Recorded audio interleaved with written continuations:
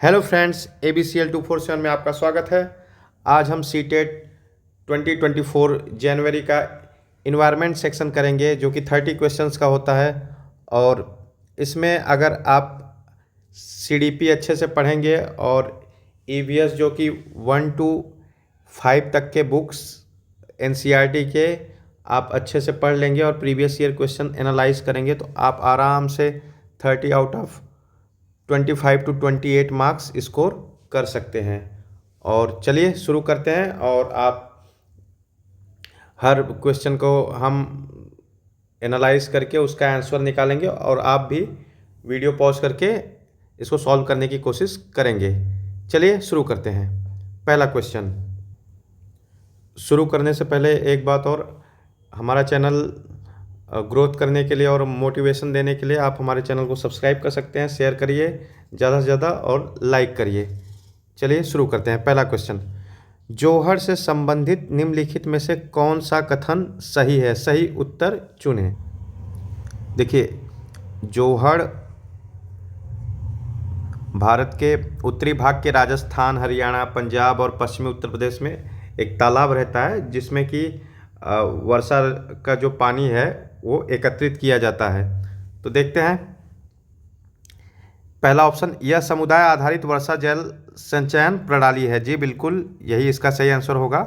और इस पानियों का प्रयोग मानव और पशु के पीने, स्नान करने, वस्त्र वगैरह धोने के काम आता है। तो जौहर उसी से, ये आप 1 to 5 का NCERT एक बार पढ़ लेंगे तो सारे प्रश्न उसी से आते हैं। नेक्स्ट क्वेश्चन देखते हैं, निम्नलिखित में से कौन सी रणनीति भोजन थीम को पढ़ाते समय पूछताछ को बढ़ावा देती? इसका ऑप्शन देखते हैं, छात्रों से विभिन्न खाद्य पदार्थों के चित्र एकत्र करने के लिए कहना, सैंडविच, शिकंजी वगैरह को बिना आग के पकाने का प्रदर्शन, छात्रों से उनके परिवार के सदस्यों की खाने की पसंद का पता लगाने के लिए कहना, भारत के विभिन्न क्षेत्रों में उपयोग किए जाने वाले विभिन्न परिरक्षित खाद्य पदार्थों के चित्र दिखाना। देखिए, भोजन थीम को पढ़ाते समय पूछताछ को बढ़ावा देना है तो छात्र अगर अपने परिवार के सदस्यों की खाने की पसंद का पता लगाने के लिए कहेंगे तो पूछताछ की प्रवृत्ति और वो उसके रियल जो लाइफ एक्सपीरियंस है उससे कनेक्ट है। तो इसका सही उत्तर होगा ये थर्ड वाला। नेक्स्ट क्वेश्चन देखते हैं, एक EVS शिक्षिका को अपने छात्रों से सोचने और जवाब देने के लिए कहती है कि हम सर्दियों के दौरान ऊनी कपड़ों में क्यों सहज महसूस करते हैं। इस तरह का प्रश्न है अभिसारी प्रश्न, विश्लेषणात्मक प्रश्न, तथ्यात्मक प्रश्न, काल्पनिक प्रश्न। काल्पनिक प्रश्न बिल्कुल नहीं है। अभिसारी प्रश्न भी नहीं है, एक तरह से एनालिटिकल क्वेश्चन है, बच्चा एनालाइज करेगा। और विश्लेषणात्मक प्रश्न है ये, तो इसका सही उत्तर होगा विश्लेषणात्मक प्रश्न। और ये अब सारी क्या कब होता है डाइवर्जेंट वाला क्वेश्चन? जब एक प्रश्न के एक से ज़्यादा उत्तर होते हैं और बच्चा जब उसकी थिंकिंग पे हम दबाव डालते, वो प्रश्न जो उनकी थिंकिंग पे दबाव डालेगा, उनको सोचने के लिए मजबूर करेगा और दो चार उसके ऑप्शंस होंगे तो वो डाइवर्जेंट या अपसारी प्रश्न होता है। नेक्स्ट क्वेश्चन देखते हैं, NCERT की EVS पाठ्यपुस्तक के एक अध्याय में वहीदा का प्रिज्म और नौसेना में डॉक्टर के रूप में उनके अनुभव का वर्णन है। इसे शामिल करने के क्या कारण हैं? पहला, उनका अनुभव लैंगिक रूढ़ियों को चुनौती देता है। जी बिल्कुल, क्योंकि वहीदा का प्रिज्म, नौसेना में डॉक्टर, ये सब लैंगिक रूढ़ियों को चुनौती देता है। उसकी कहानी सशस्त्र बलों में एक चिकित्सा अधिकारी के जीवन की एक झलक देती है। बिल्कुल, नौसेना में डॉक्टर मतलब एक चिकित्सा अधिकारी के जीवन की एक झलक देता है। यह समझना कि प्रिज्म 7 रंगों को दर्शाता है, वहीदा का प्रिज्म 7 रंगों का दर्शाता है, ये नहीं होगा क्योंकि वहीदा का प्रिज्म एक लैंगिक रूढ़ियों या नौसेना में डॉक्टर, हमारे जो स्टेरियोटाइप्स रहता है कि लड़की आगे नहीं बढ़ सकती, या मेन NCERT के पाठ्य पुस्तकों में जो हमारे रूढ़िवादी जो सोच है उसको दूर करने के लिए ऐसे उदाहरण दिए जाते हैं। उसके सामने आने वाली कठिनाइयों और उनसे निपटने के तरीकों को समझना, जी बिल्कुल ये भी। तो इसका ए बी डी देखते हैं कौन से ऑप्शन में ए बी डी है। ए बी डी चौथा ऑप्शन। नेक्स्ट क्वेश्चन देखते हैं। कक्षा 3 के ईवीएस शिक्षक एलेक्स ने हम चीज़ें कैसे बनाते हैं थीम की शुरुआत करते हुए अपने छात्रों को कागज की रंगीन पट्टियों को काटने और पट्टियों को चटाई बनाने में मदद की। एक सुंदर चटाई बनाने के लिए किनारों को एक साथ चिपकाया जाता है। निम्नलिखित में से किस उद्देश्य से एलेक्स को अपने छात्रों को ध्यान केंद्रित करने में मदद करनी चाहिए? देखते हैं इसका ऑप्शन। रंग पैटर्न के बारे में सीखना और सौंदर्य बोध विकसित करना, जी बिल्कुल, क्योंकि बच्चा हम चीज़ें कैसे बनाते हैं करके सीखेगा, करके सीखना भी एक है। तो रंग पैटर्न और ये सब के बारे में सीखता है, सौंदर्य बोध विकसित होता है। इस गतिविधि को बुनकरों द्वारा की जाने वाली बुनाई से संबंधित करना, बिल्कुल, बुनकरों द्वारा जो की जाने वाली बुनाई है वो भी सीखते हैं। चटाई को बनाने की विधि के चरणों को याद करना, देखिए कभी भी कोई भी चरण याद करना, कभी भी आप ऐसा कोई ऑप्शन देखें जिसमें याद करना, रट्टा मारना, ये सब चीज़ें, ये वाला ऑप्शन सीधे गलत हो जाता है। नेक्स्ट देखते हैं। आकर्षक रंगों के पेपर चुनना और स्ट्रिप्स को पूरी तरह से काटना सीखना, जी बिल्कुल, ये सब काटेंगे सीखेंगे और कुछ क्रिएटिविटी उनके अंदर डेवलप होगी। तो ए बी और डी देखते हैं। ए बी डी इसका पहला ऑप्शन ही सही है, A B D. Next question पे चलते हैं, 66 क्वेश्चन पे। प्रत्येक परिवार में सदस्यों की संख्या और पानी की अनुमानित मात्रा की खपत का पता लगाने के लिए छात्र अपने घर और पड़ोस में एक सर्वेक्षण करते हैं। इस गतिविधि के माध्यम से कौन से कौशल और प्रक्रियाएं विकसित की जाती है? देखिए प्रश्न पूछ रहे हैं और परिवार में सदस्यों की संख्या और पानी की अनुमानित मात्रा, इसका पता लगाने के लिए पड़ोस में बच्चे एक सर्वेक्षण कर रहे हैं। देखते हैं। पहला प्रश्न पूछना, प्रयोग करना, पर्यावरण के प्रति संवेदनशीलता। देखिए प्रश्न तो पूछ रहे हैं, पर्यावरण के प्रति इनकी संवेदनशीलता भी बन रही है, लेकिन प्रयोग, ये प्रयोग नहीं है, तो ये पहला ऑप्शन गलत हो जाएगा। पूछताछ, परिणाम निकालना, अभिव्यक्ति, जी बिल्कुल, बच्चे पूछताछ कर रहे हैं, फिर उससे परिणाम निकलेगा कि कितने सदस्यों पर कितने पानी की अनुमानित मात्रा खपत होगी, और उसके बाद बच्चे अपनी अभिव्यक्ति भी देंगे, और ये तीनों ऑप्शन सही हैं। नेक्स्ट देख लेते हैं। परिकल्पना, परिणाम निकालना, अभिव्यक्ति। देखिए परिणाम तो निकल रहा है, अभिव्यक्ति भी देंगे, लेकिन परिकल्पना नहीं है। जो उनके सामने जितने डाटा है उसको बस जो सामने डाटा है कि इतने व्यक्ति पे इतने लोग इतना पानी खर्च कर रहे हैं, तो इसमें परिकल्पना नहीं होगी। अनुमान, प्रयोग, अवलोकन। देखिए अनुमान नहीं लगाना है, इन्हें डाटा संग्रहण करना है, अनुमान नहीं होगा, और ये प्रयोग भी नहीं है। अवलोकन हो सकता है लेकिन अनुमान और प्रयोग नहीं है, तो इसका दूसरा वाला ऑप्शन सही होगा। नेक्स्ट क्वेश्चन देखते हैं। डॉक्टर मरीजों में मलेरिया की पहचान के लिए खून की जांच कराने के लिए निर्देशित करते हैं। खून की जांच से उसमें उपस्थित हीमोग्लोबिन का पता चलेगा। देखिए खून की जांच से हीमोग्लोबिन की पता तो चलेगा, लेकिन क्या मलेरिया की पहचान में कोई कारगर है? नहीं। उसमें उपस्थित लौह तत्व की मात्रा का पता चलेगा, लौह तत्व का भी मलेरिया से कोई लेना देना नहीं। उसमें मादा मच्छर के अंडों की उपस्थिति का पता चलेगा, जी बिल्कुल नहीं। उसमें उपस्थित जीवाणुओं का पता लगेगा, जी बिल्कुल, उसमें उपस्थित जीवाणुओं का पता लगेगा, जिससे कि हमें पता चल पाएगा कि उसे मलेरिया है कि नहीं।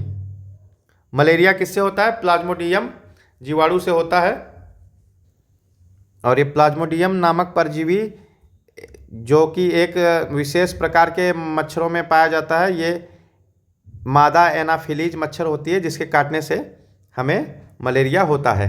नेक्स्ट क्वेश्चन पे आते हैं। निम्नलिखित के छत्तों के बारे में और मधुमक्खियों के छत्तों के बारे में नीचे दिए गए कथनों पर विचार कीजिए। मधुमक्खियों के छत्तों के बारे में पहला है, मधुमक्खियां शहद के छत्तों में रहती हैं। हर छत्ते में एक रानी मक्खी होती है जो अंडे देती है। बिल्कुल ये पहला सही है। जो मधुमक्खियों का छत्ता रहता है उसमें सिर्फ एक रानी मक्खी रहती है और जो अंडे देती है। छत्ते में कुछ नर मक्खी भी होते हैं जो छत्ते के लिए श्रमिक के रूप में विशेष कार्य करते हैं। देखिए, छत्ते में कुछ नर नहीं, सिर्फ एक रानी मक्खी को छोड़ के बाकी सब नर मक्खी ही रहते हैं, कुछ नर मक्खी नहीं रहते। ये ऑप्शन गलत होगा। छत्ते में अधिकांश मादा मक्खियाँ श्रमिक मक्खियाँ होती हैं, सिर्फ एक मादा मक्खी होती है जो रानी मक्खी होती है, बाकी सब जो नर मक्खी होते हैं वो श्रमिक होते हैं। तो ये ऑप्शन यहीं से सीधा गलत हो गया। श्रमिक मक्खी शहद के लिए रस की खोज के लिए लीची के फूलों के चारों ओर चक्कर लगाते हैं। जी बिल्कुल, ये सही है। तो पहला और डी, ये चौथा ऑप्शन सही है। नेक्स्ट क्वेश्चन पे चलते हैं।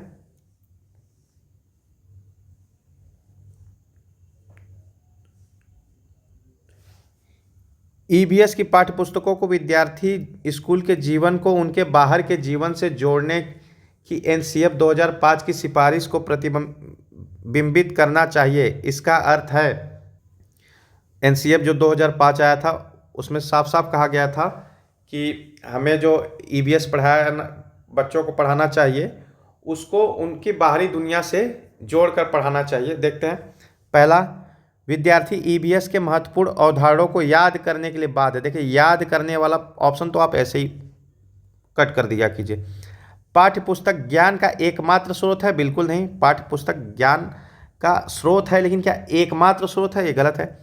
पाठ्यपुस्तकें विद्यार्थियों को उनके आसपास के सभी स्रोतों के माध्यम से ज्ञान का निर्माण करने में सहायक होती हैं। जी बिल्कुल, आसपास के जो सभी स्रोत हैं वो ज्ञान का निर्माण में सहायक होती हैं। ये तीसरा सही लग रहा है। चौथा भी देखते हैं। शिक्षकों को पाठ्यपुस्तकों को शिक्षण अधिगम संसाधनों में एक संसाधन के रूप में उपयोग करने की आवश्यकता है, लेकिन ये सबसे बेस्ट जो इसका उत्तर है तीसरा है कि आसपास के सभी स्रोतों से पढ़ाने से ही ज्ञान का निर्माण होगा। और ये तीसरा ऑप्शन आपका बिल्कुल सही है, क्योंकि जीवन को उनके बाहर के जीवन से जोड़कर पढ़ाना ही असली ज्ञान का निर्माण करता है। नेक्स्ट क्वेश्चन देखते हैं। पक्षियों का अध्ययन करने वालों ने यह परीक्षण किया है कि पक्षियों की एक विशेष प्रजाति में नर पक्षी अपने अपने घोंसले बनाते हैं। मादा पक्षी उन सभी घोंसलों को देखती है, उनमें से उसे जो सबसे अच्छा लगता है उसमें ही वह अंडे देने का निश्चय करती है। इस पक्षी का नाम। ये ऐसा प्रश्न है कि आप इसको एनसीईआरटी की बुक पढ़ोगे तो आराम से इसका उत्तर दे पाओगे, और नहीं आएगा तो आप नहीं दे पाओगे। इसका सही उत्तर है वीवर पक्षी, जो कि इसके लिए नर घोंसला बनाता है और मादा घोंसला देखती है, जिसका सबसे अच्छा घोंसला रहता है उसमें अंडे देने का निश्चय करती है। नेक्स्ट क्वेश्चन देखते हैं। यह कथन ए कथन बी को ध्यान से पढ़ें और सही विकल्पों का चुनाव करें। कथन ए, लगभग 4700 वर्ष पूर्व सिंधु तथा इसकी सहायक नदियों के किनारे कुछ आरंभिक नगर फले फूले। जी बिल्कुल, हड़प्पा सभ्यता, सैंधव सभ्यता इसी के आसपास हुए थे। तो पहला ऑप्शन सही है। बी देखते हैं। गंगा तथा इसकी सहायक नदियों के किनारे नगरों का विकास लगभग 1500 वर्ष पूर्व हुआ। 1500 वर्ष पूर्व मगध साम्राज्य, जो कि बिंबिसार से लेके मौर्य साम्राज्य भी था, ये सब 300 बीसी के पहले थे। तो ये तो और पहले के थे, तो सिर्फ 1500 वर्ष पूर्व नहीं हुआ, उससे भी बहुत पहले के थे। तो ये बी वाला ऑप्शन गलत है। तो कौन सा देखेंगे? ए सही है, बी गलत। तीसरा वाला ए सही है, बी गलत। नेक्स्ट क्वेश्चन देखते हैं। निम्नलिखित में से कौन बाल केंद्रित रणनीतियों का सबसे अच्छा दर्शाता है? बाल केंद्रित रणनीतियों को सबसे अच्छा दर्शाता है। पहला, चर्चा, प्रदर्शन, व्याख्यान, सर्वेक्षण। देखिए, चर्चा बिल्कुल बाल केंद्रित रणनीतियों को अच्छे से दर्शाता है। प्रदर्शन कुछ हद तक कह सकते हैं। व्याख्यान बिल्कुल नहीं, व्याख्यान बड़ी कक्षाओं के लिए है, बच्चों के लिए नहीं है। अब सर्वेक्षण। देखिए, सर्वेक्षण और प्रदर्शन में एक चुनना है। देखिए, प्रदर्शन से बेटर सर्वेक्षण है। तो ए और डी चौथा ऑप्शन। बाल केंद्रित रणनीतियों में चर्चा और सर्वेक्षण सबसे अच्छा दर्शाता है रणनीतियों को। Next question. पोचमपल्ली खूबसूरत डिजाइन की चमकदार रंगों की साड़ियों और विशेष प्रकार की बुनाई जिसे पोचमपल्ली ही कहते हैं जिसे भी पोचमपल्ली ही कहते हैं के लिए विख्यात जिला है। यह निम्नलिखित में से किसका भाग? इसका आंसर आपको आएगा तो आएगा, नहीं आएगा तो नहीं आएगा। इसके लिए आपको एनसीईआरटी पढ़नी पड़ेगी। इसका सही उत्तर है तेलंगाना। आप याद कर लीजिए कि पोचमपल्ली साड़ी तेलंगाना और ये पोचमपल्ली जिले में ही है। Next question. सीमा एक ईवीएस शिक्षिका ने अपने छात्रों के लिए चिड़ियाघर एक क्षेत्र भ्रमण फील्ड ट्रिप का आयोजन किया। निम्नलिखित में से कौन चिड़ियाघर की यात्रा के लिए सबसे उपयुक्त उद्देश्य है? देखते हैं सबसे उपयुक्त उद्देश्य चिड़ियाघर में घूमना फील्ड ट्रिप का क्या है। पहला, चिड़ियाघर के जानवरों के नाम याद करना। देखिए, जहाँ भी याद करना, रट्टा मारना, ये सब ऑप्शन हो, आप सीधे गलत कीजिए। जानवरों से संबंधित अवधारणाओं को जोड़ना, जी बिल्कुल। प्रक्रिया कौशल को बढ़ावा देना, बिल्कुल सही जवाब। चिड़ियाघर में छात्रों को के सीखने का आकलन करना, ये भी सही है। तो ए नहीं होगा, बाकी B C D. B C D किस में? सेकेंड ऑप्शन में, बी सी डी। तो ये सही। हम आंसर को ऑप्शन को एलिमिनेट करके आंसर तक पहुंच पाएंगे। Next question. एक ईवीएस शिक्षिका ने अपने छात्रों को जानवरों के बारे में पढ़ाया और उन्हें निम्नलिखित कार्य करने के लिए कहा। आसपास के विभिन्न जानवरों के नाम लिखिए। विभिन्न जानवरों की गतिविधियों का अवलोकन करें। अवलोकन के आधार पर जानवरों की श्रेणियों में वर्गीकृत करो। जानवर को परिभाषित करो। उपयुक्त में से कौन सा प्राथमिक स्तर के छात्रों के लिए उपयुक्त नहीं है? देखिए, विभिन्न जानवरों के नाम बच्चे लिख लेंगे प्राथमिक स्तर के। विभिन्न जानवरों की गतिविधियों का अवलोकन भी कर लेंगे। अवलोकन के आधार पर जानवरों को श्रेणियों में वर्गीकृत भी कर सकते हैं, लेकिन जानवरों को परिभाषित करना ये प्राथमिक स्तर के बच्चों के लिए उपयुक्त नहीं है। तो इसका सही ऑप्शन हो जाएगा डी, मतलब केवल चौथा। नेक्स्ट क्वेश्चन पे चलते हैं। हरियाणा के सीमांतवर्ती राज्य हैं। आप मैप देख लेंगे, मैप से इसका उत्तर आप कर सकते हैं। देखिए, हरियाणा, हिमाचल प्रदेश बिल्कुल सीमावर्ती है, राजस्थान भी सटा हुआ है, उत्तर प्रदेश भी, ये तीनों हैं। पहला ऑप्शन ही सही हो गया। फिर दूसरा देख लेते हैं। उत्तर प्रदेश, उत्तराखंड, मध्य प्रदेश। मध्य प्रदेश, उत्तर प्रदेश बॉर्डर स्टेट है, उत्तराखंड बॉर्डर स्टेट है, लेकिन एमपी से बॉर्डर टच नहीं होता। हिमाचल से भी बॉर्डर टच होता है, पंजाब से होता है, लेकिन बिहार से नहीं होता। बिहार से नहीं होता, तो सीधा पहला ऑप्शन सही होगा। नेक्स्ट क्वेश्चन देखते हैं। ये कथन और कारण का प्रश्न। कथन ए तथा आर को ध्यान से पढ़ें तथा निम्नलिखित प्रश्नों का उत्तर दें। ए, रेशम का कीड़ा अपनी मादा को उसकी गंध से कई किलोमीटर दूर से ही पहचान लेता है। जी, ये बिल्कुल सही है। रेशम का कीड़ा अपनी मादा को कई किलोमीटर दूर से ही पहचान लेता है। तो ए कथन जो है वो सही है। आर देखते हैं उसका रीजन। कुछ मादा कीड़े फेरोमोन्स छोड़ते हैं जिसके गंध को नर कीड़े पहचान लेते हैं। ये भी इसका सही कारण है, जिसके कारण वो उसे पहचान लेते हैं। तो कथन और कारण दोनों सही है, और कारण कथन की सही व्याख्या करता है। इसका सही उत्तर पहला हो जाएगा। ये सारे प्रश्न आपके 1 to 5 या 1 to 8 की एनसीईआरटी आप पढ़ लेंगे। फर्स्ट पेपर के लिए 1 to 5 के एनसीईआरटी आप ईवीएस का पढ़ लेंगे। पतली पतली बुक है, आप चाहें तो उसको 2-2, 3-3 घंटे में ख़त्म कर सकते हैं। पूरा सारे क्वेश्चंस उसी में से हैं। नेक्स्ट क्वेश्चन देखते हैं। ईवीएस पाठ्यक्रम, ये भी निम्नलिखित कथनों को ध्यान से पढ़िए। ईवीएस पाठ्यक्रम को 6 थीम में बांटा गया है। पानी, आपसी संबंध, भोजन, यातायात, आवास एवं वस्तुएं कैसे कार्य करती हैं। देखिए, ईवीएस पाठ्यक्रम को 6 थीम में बांटा जरूर गया है, जिसका पहला थीम है परिवार और दोस्त। दूसरा थीम है भोजन। तीसरा थीम है पानी।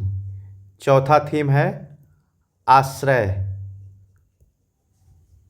पांचवा थीम है यात्रा, और जो उसका छठा थीम है यहाँ लिख देता हूँ,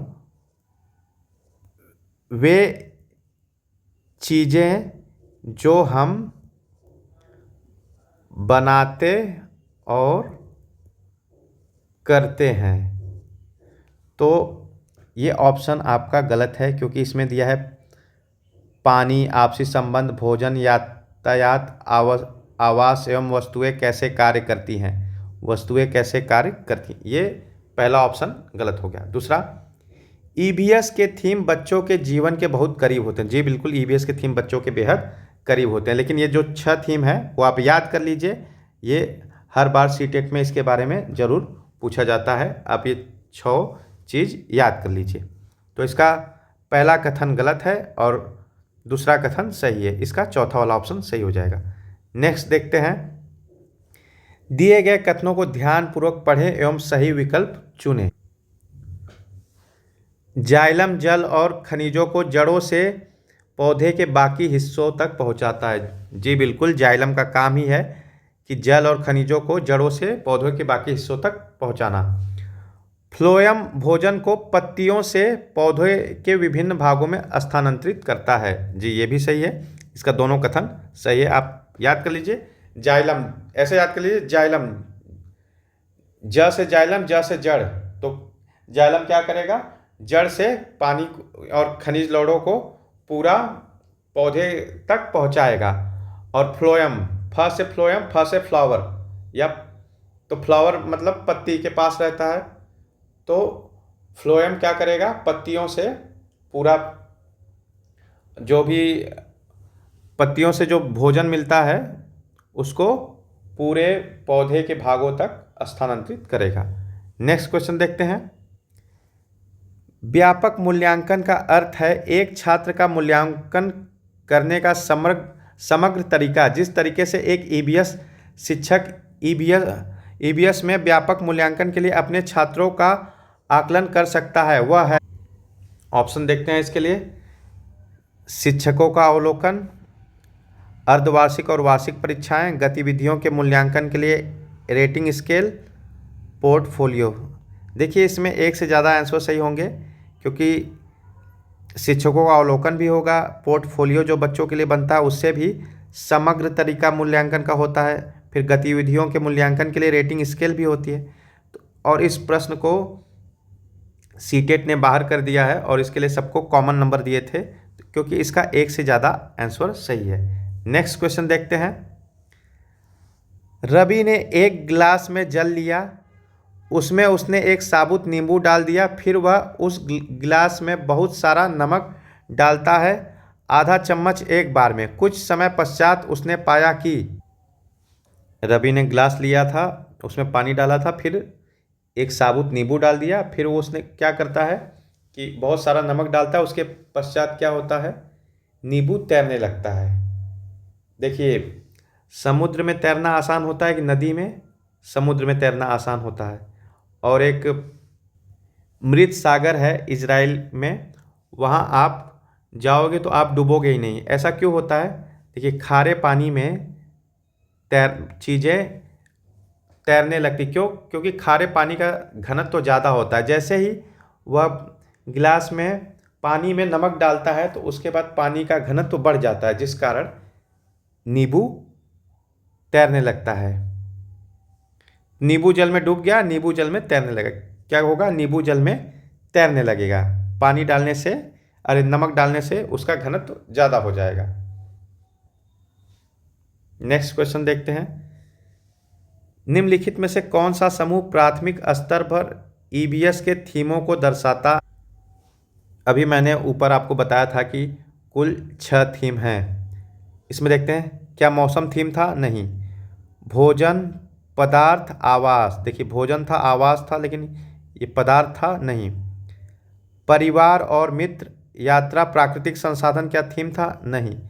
आवास, यात्रा, चीज़ें जो हम बनाते हैं और करते थे। जी बिल्कुल, चौथा ऑप्शन सही है। देखिए अभी हम 6 के 6 थीम पढ़े थे, वे चीज़ें जो हम बनाते हैं और करते हैं। पहला देखिए परिवार और दोस्त, दूसरा भोजन, तीसरा पानी, चौथा आश्रय, आश्रय मतलब आवास कह सकते हैं आप, पांचवा यात्रा, छठा वे चीज़ें जो हम बनाते हैं और करते हैं। याद कर लीजिए, इससे हर एग्जाम में आपके 2-3 क्वेश्चन आराम से आएंगे। नेक्स्ट क्वेश्चन करते हैं 83। अल बिरूनी के बारे में निम्नलिखित कथनों में से कौन सा एक कथन सही नहीं है? देखिए ध्यान दीजिए, सही नहीं है। सही उत्तर, अल बिरूनी जहाँ से आए थे उसे आजकल उज्बेकिस्तान कहते हैं। बिल्कुल ये उज्बेकिस्तान से ही आया था।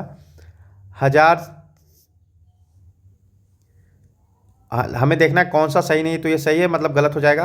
1000 से भी ज़्यादा साल पहले वह भारत आए थे।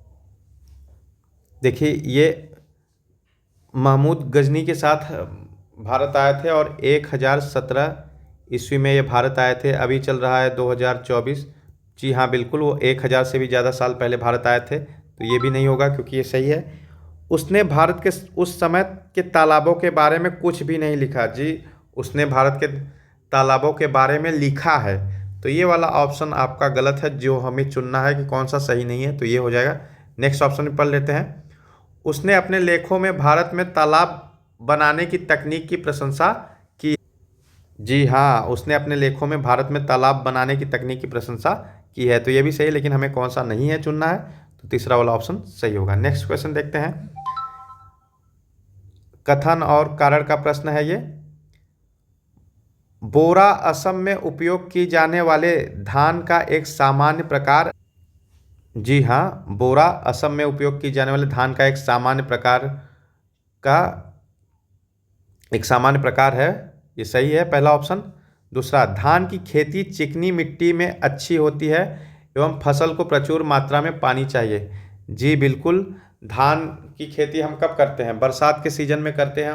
क्यों? क्योंकि धान की खेती वहाँ अधिक होती है जहाँ दलदली मिट्टी या चिकनी मिट्टी होती है। चिकनी मिट्टी की खासियत यह होती है कि यह अधिक से अधिक पानी सोख लेती है और अधिक से अधिक पानी की मात्रा अपने साथ रखती है, तो धान की फसल भी चिकनी मिट्टी के लिए में सबसे अच्छी होती है। तो इसका उत्तर पहला होगा, ए और बी दोनों सही है। नेक्स्ट क्वेश्चन देखते हैं। उस वस्तु का द्रव्यमान ज्ञात करिए जिसका घनत्व 12 ग्राम मिली पर मिलीलीटर है तथा आयतन 3 मिली। अगर इसका फॉर्मूला आप घनत्व का फॉर्मूला जानते हैं तो ये प्रश्न बहुत आसान है। घनत्व बराबर होता है द्रव्यमान बटे आयतन। हमें क्या निकालना है? हमें द्रव्यमान ज्ञात करना है, तो द्रव्यमान बराबर क्या हो जाएगा? एक मिनट। द्रव्यमान बराबर होगा घनत्व गुणे आयतन। घनत्व क्या है हमारा? घनत्व 12, आयतन क्या है? 3, तो 12 गुणे 3 बराबर 36 ग्राम इसका क्या होगा? द्रव्यमान होगा। इसका ऑप्शन हो गया तीसरा। नेक्स्ट क्वेश्चन देखते हैं। आप चाहते हैं कि छात्र सहपाठी शिक्षण नीतियों द्वारा सीखे। देखिए आप समूह कैसे बनाएंगे? देखिए पीयर लर्निंग बहुत ज़रूरी है। छात्र सिर्फ शिक्षकों से नहीं सीखते, वो आपस में एक दूसरे से और अच्छी तरह से सीखते हैं। तो पहला ऑप्शन, 4/5 छात्रों के रोल नंबर के अनुसार समूह बनाया है। जी बिल्कुल नहीं, रोल नंबर के हिसाब से समूह बनाने पे ज़रूरी नहीं है कि जो पीयर बनेंगे रोल नंबर के हिसाब से वो एक दूसरे की मदद कर पाएँ या उस ग्रुप में सही शिक्षण रणनीति बन पाए। तो पहला ऑप्शन गलत। परीक्षा में प्राप्त अंकों के अनुसार छात्रों को एक समान समूह में बनाएंगे? नहीं, इससे भी नहीं बनाएंगे। भागीदारी और सहयोग के आधार पर एक विषम समूह बनाएंगे? जी बिल्कुल, एक विषम समूह बनाने से क्या होगा कि जैसे मान लीजिए कोई बच्चा किसी एक सब्जेक्ट में सही है, दूसरा बच्चा दूसरे सब्जेक्ट में सही है, तो एक दूसरे से वो सीखेंगे और भागीदारी और सहयोग से एक दूसरे की मदद करेंगे और सीखेंगे। तो हमेशा विषम ग्रुप ही बनाना चाहिए, ऑड ग्रुप ही बनाना चाहिए। चौथा, समान लिंग और सामाजिक आर्थिक पृष्ठभूमि के 5 छात्रों का एक समूह बनाएंगे? जी बिल्कुल नहीं, इसका तीसरा ऑप्शन ही सही है। नेक्स्ट क्वेश्चन देखते हैं। घड़सीसर से संबंधित निम्नलिखित कथनों में से कौन सा एक कथन सही नहीं है? देखिए, सही नहीं है, सही उत्तर चुने, कौन सा सही नहीं है? जैसलमेर जैसलमेर राजा घड़सी ने इसे बनवाया था। जी हाँ, बिल्कुल, इन्हीं के नाम पे इस तालाब का नाम घड़सीसर पड़ा है। हमें कौन सा सही नहीं है, तो ये सही नहीं होगा, मतलब ये सही है ऑप्शन, तब ये गलत हो जाएगा। यह लगभग 650 साल पहले बनाया गया था। जी हाँ, 650 साल पहले बनाया गया था। यह 9 तालाबों से जुड़ा हुआ है। जी बिल्कुल, यह 9 तालाबों से जुड़ा हुआ है।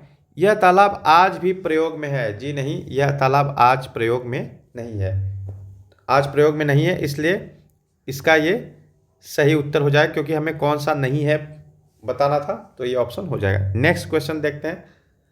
कथन और अभिकथन। थीम, परिवार और मित्र ईवीएस में एक प्रमुख थीम है और पौधों और जानवरों को परिवार और मित्र के उप थीम के रूप में प्रस्तुत किया जाता है। जी, पहला ऑप्शन, पहला अभिकथन जो है वो सही है, क्योंकि परिवार और मित्र जो इसकी थीम है, इसकी 4 उप थीम है। कौन कौन सी 4 उप थीम है? पहला है आपसी संबंध, इसकी दूसरी उप थीम है काम और खेल, इसकी तीसरी उप थीम है जानवर, और चौथी उप थीम है पौधे। तो 4 उप थीम है, परिवार और मित्र की 4 उप थीम है, आपसी संबंध, काम और खेल, जानवर और पौधे। तो पौधे और जानवरों को परिवार और मित्र के उप थीम के रूप में प्रस्तुत किया जाता है। जी बिल्कुल, अभिकथन सही है। थीम के द्वारा मनुष्य और जीवन के अन्य रूपों की अन्योन्याश्रितता पर प्रकाश डाला। कभी कभी हिंदी इतनी टफ हो जाती है पढ़ने में। जी बिल्कुल, सभी बातों पर प्रकाश डाला जाता है, तो इसका अभिकथन और कारण दोनों सही है और इसकी सही व्याख्या भी कर रहा है। अब जो 6 थीम है उनकी उप थीम है, ये भी धीरे धीरे हम प्रीवियस ईयर क्वेश्चन कर रहे हैं, आप इसको नोट डाउन करते जाइए, क्योंकि इसी पेपर में आप देख रहे हैं 3 क्वेश्चन ईवीएस के थीम से आ गया। नेक्स्ट क्वेश्चन, फिर अभिकथन और कारण का प्रश्न है, देखते हैं इसे। हम अधिक ऊंचाई की तुलना में समुद्र तल पर आसानी से खाना पका सकते हैं। देखिए, अधिक ऊंचाई की तुलना में समुद्र तल पर खाना आसानी से पक जाता है, ये अभिकथन सही है। देखिए, आप जितने ऊंचाई पर जाएंगे, जो वायुमंडलीय दाब है, वायुमंडलीय दाब वो क्या होगा, प्रेशर क्या होगा, एटमॉस्फेरिक प्रेशर, वो कम हो जाएगा। जब प्रेशर कम हो जाएगा तो जो बॉइलिंग पॉइंट है, क्वथनांक है, वह क्वथनांक क्या होगा, वो कम हो जाएगा। पानी कम दाब पे और एक कम टेम्परेचर पे उबलने लगेगा। इस कारण खाना पकाने में ऊंचे स्थानों पर खाना पकने में ज़्यादा समय लगता है। तो पहला कथन तो सही है, लेकिन अधिक ऊंचाई पर पानी का बॉइलिंग पॉइंट क्या हो जाता है, क्वथनांक क्या हो जाता है, घट जाता है। तो दूसरा इसका कारण गलत है, क्वथनांक घट जाता है। तो इसका एक सही है लेकिन आर गलत है। नेक्स्ट क्वेश्चन देखते हैं, और ये आखिरी क्वेश्चन है आज का। कक्षा 5 की ईवीएस शिक्षिका नीना अपने छात्रों को एक समूह असाइनमेंट देती है कि उन्हें पास के कृषि फार्मों का दौरा करना है और कृषि के दौरान किसानों द्वारा उपयोग किए जाने वाले उपकरणों और उनके द्वारा उगाई जाने वाली फसलों के बारे में जानकारी प्राप्त करनी है। उन्हें फोटो भी कलेक्ट कर रिपोर्ट तैयार करनी है। यहाँ कौन से प्रक्रिया, कौशल और सीखने के संकेतक शामिल हैं? देखते हैं ऑप्शन। पहला, प्रश्न पूछना। जी बिल्कुल, वो जाएंगे तो वहाँ प्रश्न पूछेंगे। अभिव्यक्ति करना, अभिव्यक्ति भी अपनी देंगे, जो रिपोर्ट तैयार करेंगे उसमें परिणाम निकालना, और जो भी वो सर्वेक्षण करेंगे तो उसमें बाद में अपना परिणाम भी निकाल लेंगे। तो पहला ऑप्शन तीनों सही है, बाकी देख लेते हैं। दूसरा, प्रश्न पूछना तो शामिल है, प्रयोग करना इसमें शामिल नहीं है। पर्यावरण के प्रति संवेदनशीलता, कह सकते हैं कुछ संवेदनशीलता, लेकिन प्रयोग करना इस वजह से ये गलत हो जाएगा। परिकल्पना, परिणाम निकालना, अभिव्यक्ति। देखिए परिकल्पना नहीं है, हाइपोथेटिकल क्वेश्चन नहीं है, ये बच्चे जाके वहाँ विजिट करके कार्य कर रहे हैं, आंखों देखी रिपोर्ट या सर्वेक्षण कर रहे हैं, तो ये तीसरा गलत है। अनुमान, प्रयोग, अवलोकन। देखिए प्रयोग नहीं है इसमें, अनुमान भी नहीं है, वो जाके अवलोकन हो सकता है, लेकिन ये दोनों नहीं है, तो इसका पहला ऑप्शन ही सही हो गया। तो आज हमने 30 क्वेश्चन ईवीएस के किए। ईवीएस में आप आराम से 25 से 28 तक, यहाँ तक कि अगर आप अच्छे से पढ़ें तो 30 तक कर सकते, लेकिन 30 नहीं तो भी 25 क्वेश्चन आप कर सकते हो, 25 प्लस। इसके लिए आपको क्या करना है, प्रीवियस ईयर क्वेश्चन पेपर मैं करा रहा हूँ, उसे फॉलो कीजिए। और आप चाहें तो 1 to 5 की जो ईवीएस की बुक है, 1 2 में शायद नहीं होगा, 3 से ईवीएस चालू होता है, आप उसे 3 to 5 की ईवीएस की बुक पढ़ लीजिए।